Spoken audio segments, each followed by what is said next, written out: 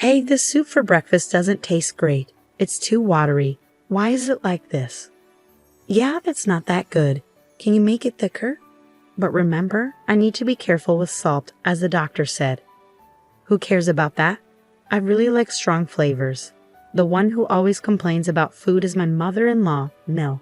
She always wants food with lots of seasoning, but she's overweight and has almost diabetes. Her doctor warned her, but she doesn't seem to care and adds extra seasoning to everything I cook. I was shocked by how much salt and pepper she added to the soup I'd made carefully. Even though I use salt and seasonings with less salt, it seems like it's never enough for her. I worry she might get really sick if she keeps eating like this. Honestly, I wouldn't be too upset if something happened to her. Nil seems to enjoy making things difficult for me. She's always complaining and being mean. My name's Alice, I'm 29 years old, and I work while also taking care of the house. I've been married for 3 years, but we don't have any kids. The problem is that I can't have children, and Nil never lets me forget it. You're worthless as a woman if you can't have children. You're broken, she'd say. You should be thankful just to be allowed in this house. You're right, I am broken because we've tried so many times and I can't have kids. Talk about getting a bad deal. Ha, how can you say that? My husband laughed. Well, because a woman who can't have kids is done for, Nil added. You're right, Mom, my husband agreed. That I'm broken. I really want a baby. I've been going to the doctor while working, trying everything, but nothing's working. It's exhausting both physically and emotionally. So I've decided to stop the treatment. It's also expensive, and it's hard to keep going for years. My husband used to say spending money on fertility treatments was pointless. But he also pushed me to get pregnant quickly. Why bother pressuring me? I can't get pregnant just because you want me to, I thought to myself. After giving up on treatments, I thought about being happy with just my husband and me. But my mother-in-law still hoped for a grandchild to tease me about. She even bought diapers and proudly showed them off. Look, I got diapers, she said excitedly. You'll need them one day. Haha, aren't those a bit small for you, Nil? I joked back. Haha, hey, these are for a baby, can't you see that? She replied. Well, I wouldn't know. I'm the broken woman who can't have kids, I retorted sarcastically. That's enough. Angrily, my mother-in-law stormed off to her room. Thank goodness, I thought, already tired from work and not wanting to deal with her mean comments anymore.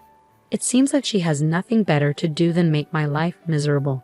We moved in with my in-laws after my father-in-law passed away a year ago. My mother-in-law was heartbroken. Then, around the same time, she was warned by her doctor about her risk of diabetes. That's why we moved in.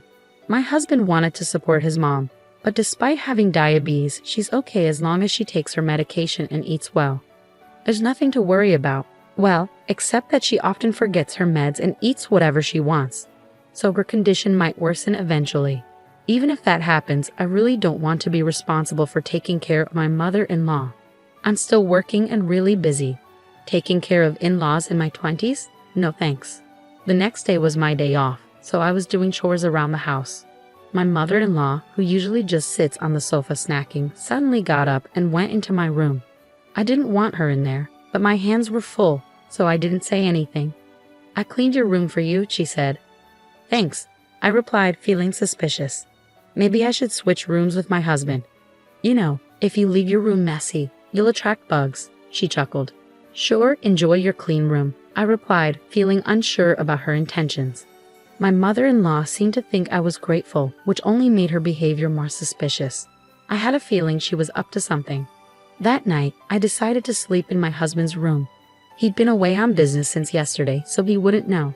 Even if he finds out, I knew he wouldn't be upset. So, I made my choice. I work as a nurse with regular hours, so we have separate bedrooms. Part of it is because our relationship has cooled off. But mostly it's because I don't want to disturb him when I work night shifts. I waited until my mother-in-law went to her room, then I went to my husband's room. Okay, she's in her room, time for me to get some sleep too, I thought. And so, I ended up sleeping in my husband's room for 2 days. My mother-in-law started to get suspicious because I seemed too happy. She began asking strange questions. Are you sure you're not feeling any discomfort or anything? She asked. What do you mean? I replied, avoiding her gaze. Oh, never mind, she said, dropping the subject. Was there something she was wondering about? Avoiding eye contact, my mother-in-law ate her meal alone. I had the night shift that day, so I planned to relax at home before heading to work. But relaxing isn't really an option for me since my mother-in-law never helps around the house. She enjoys telling me what to do while she sits on the couch, eating snacks and reading Japanese comics for women. She's probably reading and plotting her next move to make her annoying daughter-in-law upset. I glanced at the cover of her comic. It was titled Epic Mother and Daughter-in-Law Swamp Battle in English. I couldn't help but roll my eyes at her choice of reading material. Eventually, my husband returned from his business trip, but it was already 10 p.m. GH. I'm exhausted. I'm going to take a bath, he said. Sure, I'll heat it up for you. Have a beer while you wait, I suggested. Thanks, I will. Oh wait, it's not safe to drink alcohol before taking a bath. Okay, I'll have a non-alcoholic beer then, he reluctantly agreed, listening to my advice about the dangers of mixing alcohol and hot water. You'd think he'd know better. Even saunas have signs warning against entering if you're drunk. But no, common sense isn't so common for him or my mother-in-law. After that, my husband took his bath and started singing loudly. We live in a single-family home, but singing at this hour, our neighbors won't be pleased. La la la la la. Hey, you're too loud, I said. Shut it. You're the one being loud, he retorted. I quietly warned him to stop singing, but then my mother-in-law came into the bathroom area to join in. Watkin is just trying to enjoy himself singing. What's wrong with that? She said. What? You really don't know how to treat your husband, do you? Always so inconsiderate and complaining, my mother-in-law scolded me. Hey, I'm not the one always complaining, Mill, I replied. Talking back, huh? You're definitely not cute. Not that you're a beauty to begin with, she sneered. That's okay with me. I probably look like a knockout beauty in some other country, no worries, haha. After that, my husband got out of the bath and started drinking. It was already 10:30 p.m., and I needed to leave for the hospital where I work. Even though it's close by, there's a lot to do, so I have to leave early. Oh, by the way, I've been sleeping in your room. Would you mind sleeping in mine tonight? My clothes are all over, I mentioned to my husband. Sorry, sure. Doesn't matter to me, he replied. Okay, I'm heading out then. Take care, I whispered to my husband so Mill wouldn't hear. Just as I was about to grab my bag and leave, I heard my husband let out a loud groan. What? Watkin. He was curled up on the floor, holding onto his leg and moaning. He looked like he was in a lot of pain. Mill's face turned pale, and she started to panic. What's happening? Speak, she demanded. He couldn't say a word, no matter what I asked. There was no response.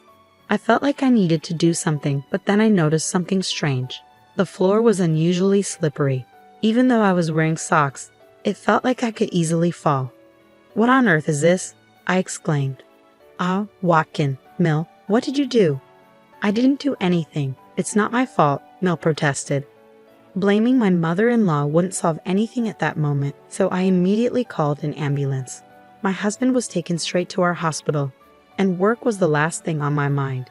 Even after we arrived, he kept clutching his leg, visibly sweating in pain. It hurts so bad, Watkin. Hang in there, please, I pleaded.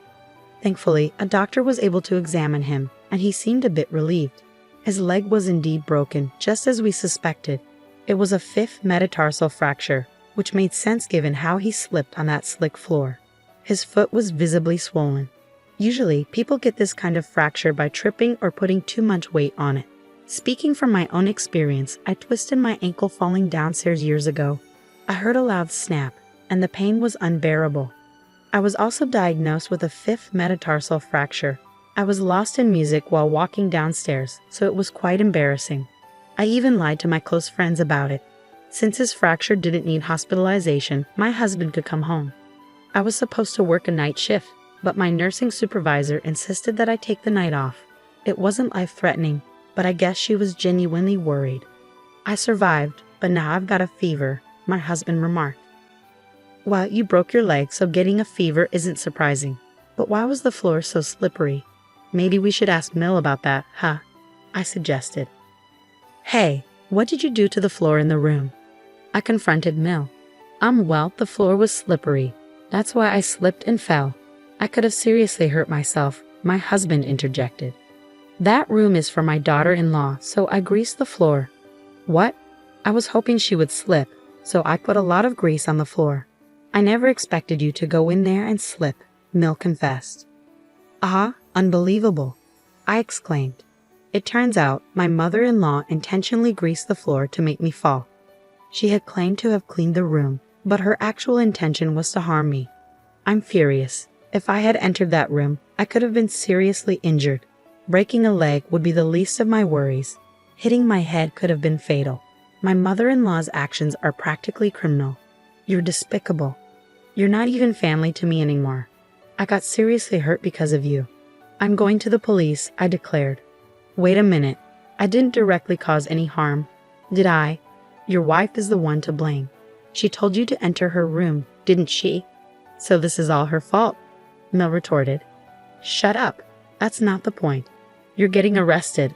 My husband furiously dialed the police. My mother-in-law tried to snatch the phone away but couldn't overpower him, even with a broken leg.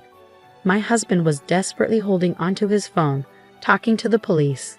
I couldn't help but wish I was at work, or even at the hospital, instead of dealing with this mess. Neighbors will eventually hear about this horrifying situation.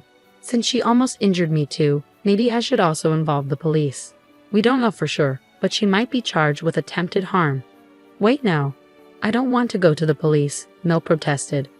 Really? You knew the risks when you did this, or did you think you could just make me disappear from this world? I snapped. Well, I did think it would be better if you just disappeared. Wow, you're the worst. Your mindset is criminal. Personally, I wish you'd just stay in jail forever, Mill sneered. Let's get a divorce, I declared. What? I can't keep living like this. If I stay in this house, I might actually be in danger one day. I'm too scared to live with that. Plus, I can't tolerate your lack of morals anymore, I explained. Wait, please don't say we'll divorce over this, my husband pleaded. Over this, you belittled me, called me defective. Do you even realize how much that hurts? I can manage without you just fine, I stated firmly. No, I need you. I was depending on your income. I even signed a new car contract. I finally got the Toyota Century I've always wanted from Japan. My husband protested. I don't care anymore, I said, feeling determined. I managed to clean the slimy floor and quickly packed my belongings into a bag. I stuffed more into my carry-on, took off my wedding ring, and placed it on the table. While searching through a shelf full of dishes, I thought about bringing the divorce papers. Ah, found it. The divorce papers you wrote before. Remember how you wrote that if I can't have a child within 2 years, we divorce? Thanks. I can't have children now, so let's divorce, I declared, holding the papers in my hand. You must feel relieved now, I added. Wait, what about the loan for my Century? My husband asked. Who cares? I replied dismissively. I left the house and went straight to the hospital. The compassionate charge nurse didn't ask many questions when I showed up. She seemed to understand I had my reasons. Being a nurse, I can support myself without relying on a husband. I wondered why I endured being treated poorly by my in-laws, enduring their mean comments. The whole situation felt ridiculous, so I decided to focus solely on my job and stop dwelling on it. The next morning, I filed for divorce, and he's now my ex-husband. Given the emotional pain he caused me, I consulted a lawyer about getting compensation. In the end, my ex-husband had to pay me, and I couldn't help but think serves you right. Since the police got involved, it seems the neighbors have been avoiding my mother-in-law because she blabbed about why my ex-husband broke his bone. Everyone thinks she's a terrible parent, which is understandable. My ex-husband no longer wants anything to do with her and seems to have kicked her out. Though there is some kind of survivor's benefit program, it doesn't pay much. She's been crying that living alone is impossible. She loves to eat, and because of her, our grocery bills were outrageous, so living on just the survivor's benefit would mean a very modest lifestyle. As for my ex-husband, I don't care what happens to him anymore. He mentioned something about taking out a car loan, but I have no idea what happened with that. I assumed he wouldn't be able to afford it on his salary. He took me for granted and thought I would contribute money too, which annoyed me so much. Even though he's not particularly wealthy, he's the type to buy a new car without thinking. Later, I started dating a doctor at the hospital, and 2 years after that, we got married and were blessed with a child, which felt like a miracle after all I'd been through. From now on, I'm committed to doing my best for my family.